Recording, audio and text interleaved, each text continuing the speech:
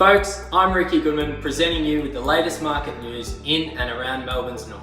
With the low property activity over the Easter break, I thought I'll take this time to share some of the positive economic insights from this week. Australian federal budget accounts are now sitting in surplus.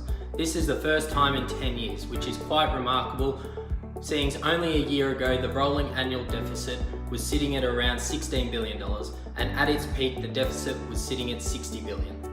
Also this week, the March quarter, inflation figures were released showing inflation has dropped from 1.8% to a low 1.3%. The expectations were it would come in at around the 2%.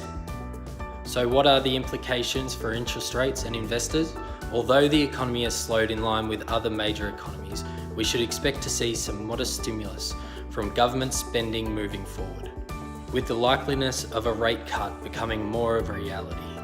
From a stock market perspective, the US has hit an all-time high this week with the better than expected earnings, and the Australian stock has hit its highest level since the GFC back in 2007. Back onto property, and a new listing launching with the OBrien network on Friday the 26th is 28 Cranwell Street in Craigieburn.